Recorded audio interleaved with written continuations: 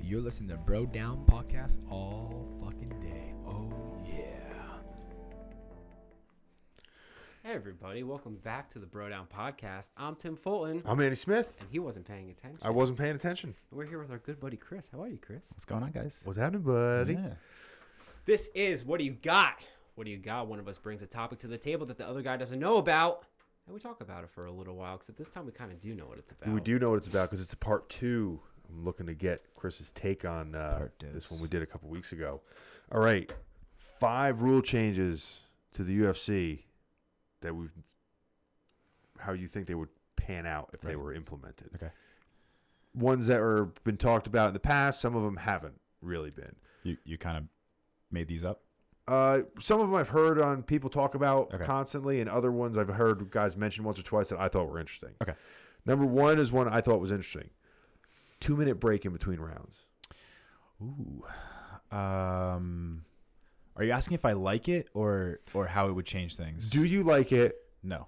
How do you think it would change the sport?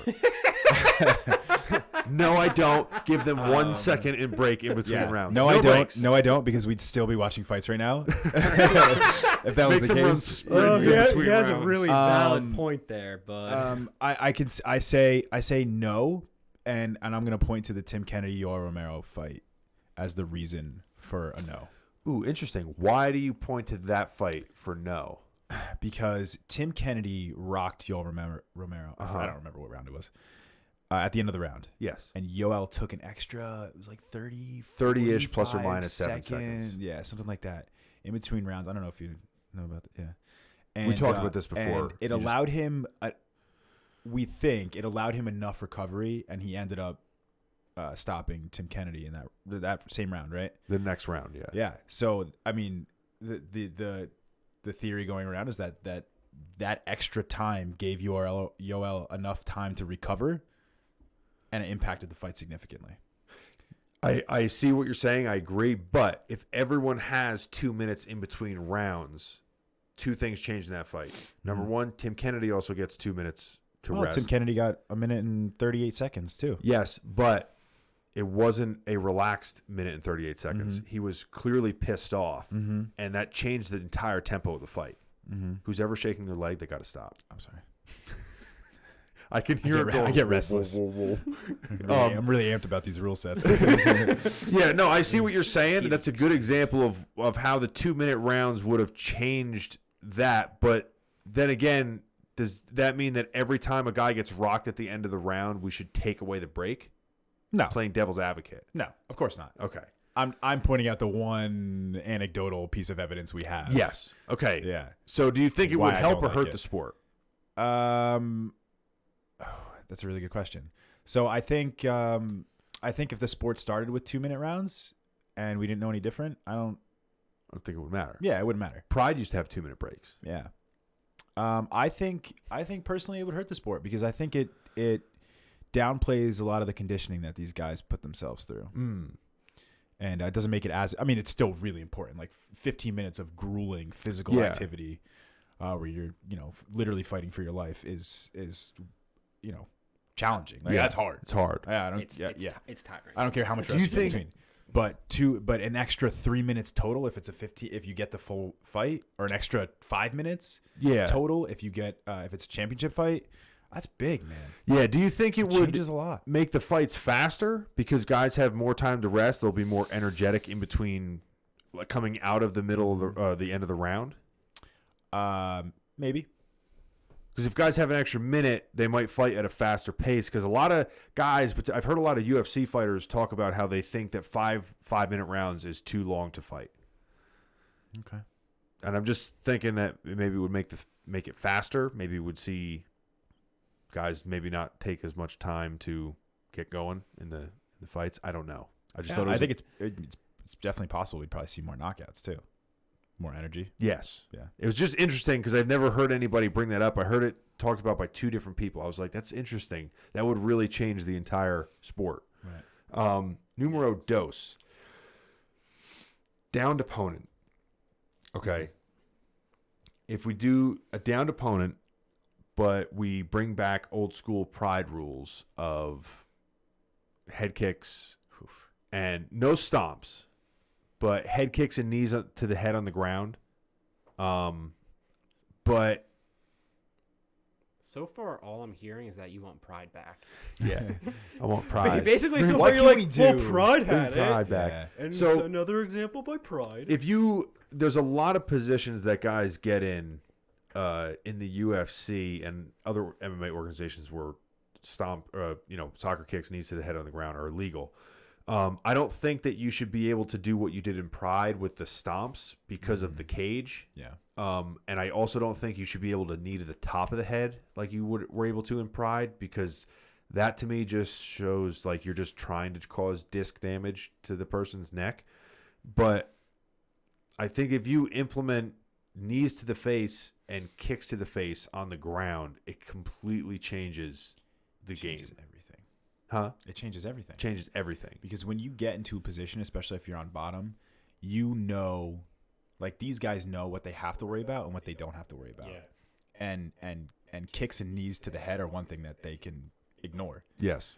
And if you add that in, I mean, it's going to change the way that guys have to train and all that stuff. I also think, I don't think I have to say this, is pretty obvious, but you're putting your fighters at significant risk for serious injury. And I don't think the UFC wants to do that, because they pay these guys thousands of dollars, millions of dollars. Yeah. Some of them. But you're allowed to head kick somebody standing up. Yeah, but they're also allowed to defend it. And it's a lot harder to defend it when you're on the ground. But what does that mean? Like the way that I look at it is I see it both ways. I'm not totally for the rule, but I'm not totally against it. But you can shin someone in the face when they're standing up. Right. So what is the difference if they're standing up? I understand the argument of the cage, where if your head is wedged against the cage, you could cause serious damage like that.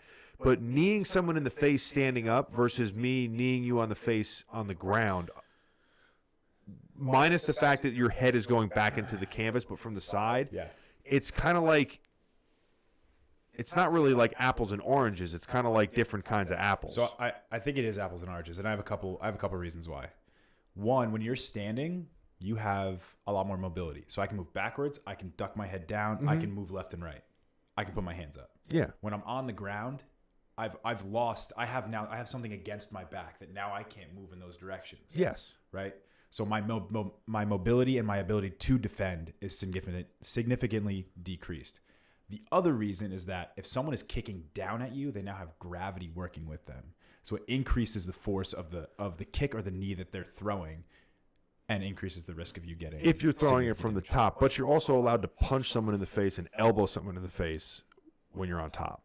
Right, but your arms are not capable of delivering much damage as your knees and legs. No, but what I'm saying is I don't think it's as.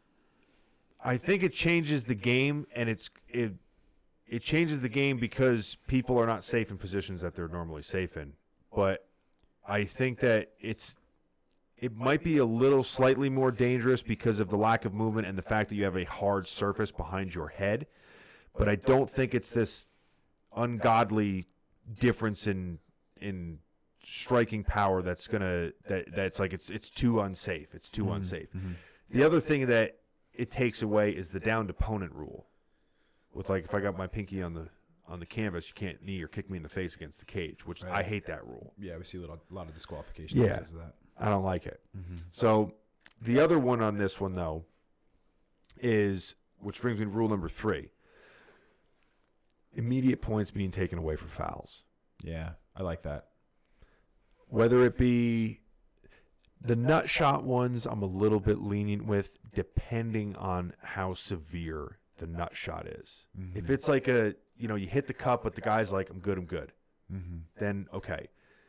Stefan Struve, that's a point in my book. Mm-hmm. But eye pokes, illegal Yeah. knees to the face on the ground, Yeah, I think it's a point. yeah, I agree. Yeah. I think eye pokes for sure, because you're not supposed to. First of all, you're not supposed to be extending with your fingers at all. I think the UFC could probably do a little bit better of a job of with the gloves that they have their fighters wear. They can get the curl ones like Pride. The curl ones, and I think that would probably almost entirely eliminate eye pokes because you physically can't extend your fingers as much. Some guys are known for using that as a deterrent for people to come in. Right. John Jones. And you can, if you're down in the fight or your opponent's building momentum and you post out, maybe not with the full intent, but knowing that it's very possible that I could eye poke this guy and slow down his momentum and give myself a break, gain an advantage off that. Like that's definitely something that plays through a fighter's mind. Some guys do it on purpose. But also too, when guys spar in boxing gloves, when you go to parry someone or when they move in the glove, you're opening your hand as wide as it can go to make it the glove a little bit bigger to push off. Yeah. And you have those tendencies even with the fingerless gloves and if you're trying to push someone's face, you want more surface area. Sure. You don't want to close your surface area. So it's not, a lot of guys don't intend to do it, but it's like you still poke me in the eye though. Yeah, and even when you're fighting with full gloves, full tie gloves or boxing gloves, like you're still like that's still a motion you're doing. Like if I'm going to mush someone away, like I'm still opening my palm fully. Yeah. So it's a natural reaction. It's muscle memory. It's what you do. Yeah. But the fact that it's so easy to extend your fingers fully in a because I think if you start taking points immediately for something like that, guys will stop doing it. Yeah. And what do you think about like cage grabs? Because that's a kind of a weird one for me. Yeah, I think it's a natural instinct. I would be less inclined to say yes, take a point for that because a lot of people don't realize they're doing it. I think more so with the eye pokes, people realize what they're doing. More. It's hard to keep your fingers from going in, your fingers and toes from going in the cage. I think though that if you're going for a takedown, and you as the referee feel that the guy grabbing the cage is what caused him to not get the takedown, I think that should be a point. I can see that. Yeah. But I think points need to be taken for fouls more quickly. Yes. Because that Stefan Struve fight was like he got hit in the balls twice. That could have ended the fight. You're saying only 1 point was taken away. You're saying there should have been 2 points taken away. 100%. Because of the severity of the first one, it changed the entire tempo of the fight. Like nobody was even sure he was going to continue. So it should, in my opinion, that changed the fight enough to where it should have been a point, whether it was accidental or not. That fight was different as soon as that happened. And it wasn't Stefan Struve's fault. So it's like, why is he being punished? He was the guy that was fouled. Right. And I'm going to give you a stern warning. That doesn't help me. Right. While we're on this tangent, I want to ask you a question. Okay. Just going back to that Rothwell-Struve fight, if it's and what Miragliotta said to Struve, if it's kicks to the cup, it becomes a no contest. But if it's eye pokes and the fight is stopped, it becomes a disqualification. Why? And should it be that way? No. I believe it is. No, because I believe when Jeremy Stevens got eye poked against I know who you're Yair Rodriguez. Oh, you might be right. The doctor stopped it, and it was ruled a no contest because the doctor stopped the fight. You're right. And ignore me. Carry on. Never mind. Ignore the past. I'm not asking the questions here. Yeah, I can see the reason why that's a no contest because of that. But then again, it's like if I don't think anybody's done this, but if you're a scumbag, I'm losing really, really bad. I don't want a loss in my record. Just kick him in the nuts. Have you seen the one? I don't remember what the fighter was, but he was caught in a choke and he reached around and grabbed the guy's eye socket and like pulled his head back. Have you seen that one? No. But do you remember Big Daddy Goodridge? No. Big Daddy Goodridge was fighting. Who the fuck was it? Not Conan Silveira. He was fighting somebody. He got caught in a guillotine or something like that. And this was the no holds barred. Yeah. He reached inside his shorts, grabbed his dick and balls, and just started squeezing and yanking on his dick and balls. There you go. Why, dude? Just like, you know what? Any advantage, man. Dude. That's old school. That's some old school. Yeah, that's should be all the points. That's some like Krav Maga shit. That's what that is. That's all the points away. No points. No. Ban that man from the cage forever. Yeah. Number 4. This is an interesting one that it's got both good and bad. Live scoring for fights. Elaborate. What do you mean by that? Every round that's over, they post the score. So the fighters know. And the public. Everyone knows who has won. won. Changes a lot of stuff. Why not? In every other sport, that's how we do it. That's what I said. That was his argument for it. Yeah. But Every other combat different. sport does not. Only That's not combat true. sports don't tell you. That's not true. If you're in a Taekwondo tournament, you know when you get points. That's true, but I'm talking boxing, the main combat sports that we have in America that are popular. It's the sports that go off the 10-point must system. Yes. Yeah. Yes. I mean, Corruption. we already know money. that's an issue to Yeah. begin with. But so. but you're right. Wrestling, all those have live scoring. Yeah. Yeah, I bet it stems down from the like all that, like putting money on fights and all that stuff. And what do you paying off the fighters? Yeah. Things like that. Yeah. That's a 100% real thing. Yeah. What do you think about live scoring though? I don't think it changes much. What? I think if the fighters are able to see, like they still have an idea in their head of what's going on, right? Like when we thought so too, for the most part, right? So in the let's talk about the so the Jose Aldo, who did he fight? Marlon Moraes. Marlon Moraes. It was 3 days ago. In that fight, so actually it would change it. So live scoring would make Jose way more aggressive in that third round. Yeah. That's a good point. And it would make Marlon I like it. Not want to engage. I like it. Some arguments is that it will make fighters more stall and be more boring. But it makes the other guy more aggressive. You might see some more wild finishes though. You might see some more wild finishes. You might see. I think it would give it an advantage to wrestlers. If they're the ones that are ahead. That's what I mean. Yeah. I'm not assuming that if a wrestler is down 0-2, he's suddenly going to have an advantage. Yeah. But it'll give the guys with the ability to change where the fight's taking place. I think the sport overall would change. I don't think it's necessarily good or bad, but it's not something I would like to see. As much as we don't like when we don't agree with judges, part of the enjoyment of the sport is getting pissed off. Right. And being like, that motherfucker, it's the moment. How could he do that? that? We would still have that. It would just be in little increments. It wouldn't be the same. It wouldn't be the same. You wouldn't get the and still or the and new at the end of the fight. But at the same time, judges would also be fucked. Yeah. They would be fucked. Because they'd be people would watch that live and be like, who are these fuckers? We could do that now. Yeah, but nobody knows. After the fight's over, nobody cares. When the fight is going on and you're like, he fucking won that round? What? Yeah. And you put the judge's name right at the top of the scorecard. Yeah. With his email address and his fucking Twitter handle. All right, now you want people to die. Just give them a big number like it's the dunk contest. 1-800. Hold up your number. Yeah. So live scoring would be definitely. I understand what Tim's saying. I see both sides for sure. Yeah. But if we're talking about a wrestler who's up 2-0 going into the third round on the scorecard, he knows he is most likely, and it's not going to change his game plan. Yeah. If it's a close fight, I see how it could. I think it would change some fights. Other fights, it wouldn't change anything. And it would change some fights for worse, and it would change some fights for better. Exactly. Yeah.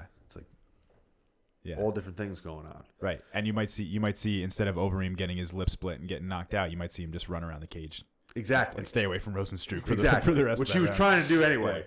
Yeah. Okay, number 5, still staying on the judges, is the last one we're going to talk about. 5 judges instead of 3. Yeah.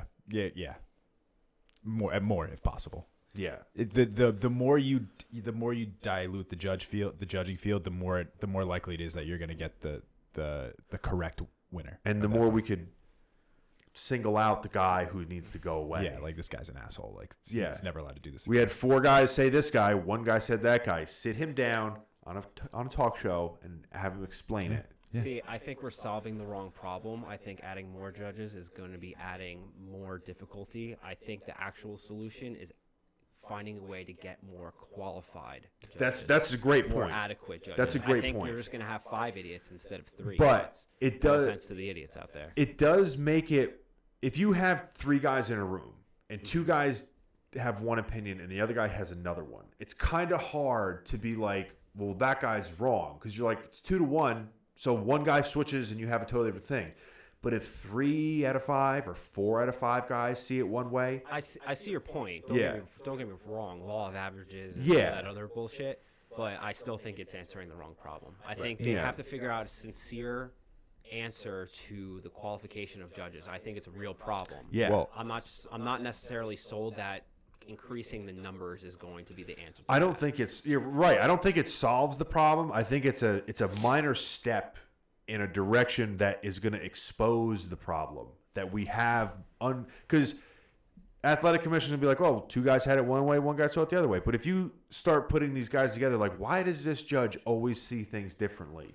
He always fucks up. The other 4 guys see it this way. How does he get it that way? And it's like, hey, maybe we should send this guy to more training, or maybe this guy shouldn't be a judge. Or maybe the UFC should institute their own judges and their own training. That's conflict of interest. I actually brought that up, and Andy went off on me. Ooh. Big conflict of interest. He's being very polite to you right now. Let's he pretend went I didn't just off bring on it up. me. That's like saying, oh, I actually don't agree with him. but that's like saying, okay, we're gonna have the Giants play in Giants Stadium. The Giants referees are gonna ref the game. The ones that the Giants hire and the Giants pay, they're gonna ref the game. Okay. No. Hold, real quick, it's not the same. It's the NFL saying we're going to hire referees because the UFC doesn't have an interest in any specific fighter. I know that's an overstatement. I know you're going to be like, yeah. No, but they really do though. All right, but either way, it's a different. If it's a No, different. I see your point. Don't get me wrong. Part of me is just playing devil's advocate, but you're wholly concerned that by doing this, that the judges are going to be unfairly qualified to do this. But right now, they already suck. No, it's not that they're not qualified to do it. It's the underlying tone that the people that are paying the judges also own the company and pay the fighters. That's the conflict of interest. Is that right now, yes, I trust Dana White. I trust the guys in there now. But those guys are very unique people. And once they're gone, you're going to get people that are not in the spotlight. You don't know who's running the show. That's why boxing is so corrupt. Because there's a lot of shit like that where guys go to the judges are being wined and dined by the boxing promoter. Yeah. Okay. Why do you do that? That's So let me retract and change my statement. okay. Because I get what you're saying, and that wasn't the gist of what I was trying to get to. Okay. So the people that the athletic commissions are appointing to these fights are, for the most part, untrained. They're not untrained in judging. They don't have training in the sport they're watching. Yeah. The judges they need they need to be appointing to these fights need to have a significant amount of training to understand what's going on, because a lot of these decisions that go, the way that the fight actually didn't, It's from lack of knowledge. is from lack of knowledge. Leg they kicks don't don't understand. matter. Yeah. Yes. Leg kicks don't matter. Way too much emphasis being given to a takedown at the end of the round when they got dominated that round. Yeah. Things like that, where they don't fully understand a grappling exchange. Things Yes. like the people who are untrained in the sport aren't fully able to look at that and understand what's happening and give a fair judgment. So I agree that it shouldn't be the UFC, but the point I was trying to make with that was get people who have been in the sport, been around the sport, done the sport, have them judge the fights. Maybe the UFC could do something as like extend an olive branch where, like, hey, listen, we'll have a facility around where you guys can meet once a week, and the referees can teach the judges, because most of the referees are either ex-fighters or they've trained in some discipline. A lot of them are. So maybe you could have them, since they are hired by the athletic commission, to teach the guys that are also part of the athletic commission on, like, show them old fights. Don't show them who won, and say, who do you think won that fight and why do you think they won that fight? Mm-hmm. And just get a breakdown of how these people are thinking and just correct them with, according to our rules, this is why that is not correct. I wonder if they do something like that. I'm sure they have to as part of their job, but I don't know. It seems like they maybe miss meetings and don't go. And to be fair to the judges, I know it's easy to rag on them, but we often don't agree ourselves amongst things. So a lot of times, yeah, you might say, oh, what is that stupid fucking decision? But it might just be that we just don't agree with them, or we didn't quite see exactly what they saw. That's or maybe true. It's their angle. Maybe they didn't see a headshot because it wasn't in the right position. Yeah.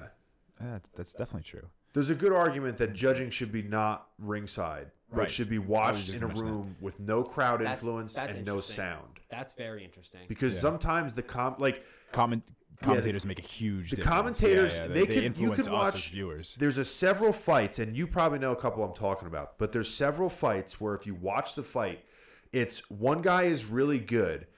The other guy is not expected to do good, but he does a lot better than people expect. And if you listen to the commentary, they're so engulfed on how good the guy they thought was shitty is doing. They make it sound like he's winning, but he's not. It's just because he's not doing as bad as he was supposed to that it makes it come off like he's winning. You see it in boxing a lot more than you do in MMA. Yeah. Yes. It's like, oh my God, like, look at this. He's actually landing shots. He's doing this. It's like, yeah, but he's not winning. Like, the other guy's still getting the better, clearly. And then there's also been a lot of robberies, like notorious robberies in fights where you're like, all right, this is getting ridiculous. Like, something has to be done. Yeah. Sometimes you see that with like home cooking, like Brazilians get the nod in Brazil, even though they really shouldn't have won that fight. That's a big one. Let me make one more suggestion to this point though. Why not have retired fighters? A lot of them need money anyway. That's why they come out of retirement, fight again. Yeah. Why not pay them to be judges for your fights? Personal bias. Conflict Could be. of interest. So you don't let them judge a fight where someone was in their training camp. I would make it so that they would avoid their own weight class, but that's easy to do. If you have 5 fighters on rotation, one from each weight class from previous years, then you just make it so they don't hit their own weight class, and you rotate. In. Also, too, I believe I like your idea. If you are a fighter, you have the ability to object to the person who is refereeing your fight. I don't know if it's the same with judging. Unless there might be like some valid thing, like that you have like a valid reason. I don't know if you're allowed to protest it. But that is a really good idea because those are guys that would know what they're talking about. The only issue you would run in there is if you get a guy who is a wrestler his whole life, he's going to be like, I'm partial to wrestling because I understand more about wrestling than I do about striking. And if you have a striker, he's going to be like, takedowns don't count. But I'm not saying that they will, but they might be partial to one or the other. Right. I see your point, but I do think that they're more inclined. It'd probably be better. Yeah, they're more inclined to be accurate. Yeah, it can't be worse. It can't be any worse. Yeah, I agree. At this point. Yeah. Yeah. So, all right. Do you know who does know what they're talking about? Us. I was going to say people who wear our sweatshirts. That's true. They do. Some of the most intelligent people on the planet. And you could be one of those intelligent people if you go to brodownpro.com. We have some awesome shit for you, like Biceratops over there and other cool stuff. I'm freezing right now. It is so I took my shirt off just to show this off. Gotta rep the merch though. Gotta rep it. I have one underneath. Yeah. He pussed out. I think that about wraps. Yeah, don't forget to like and subscribe. And that about wraps us up. So we will see you guys next time. Thanks for stopping by, Chris. You're listening to Bro Down Podcast all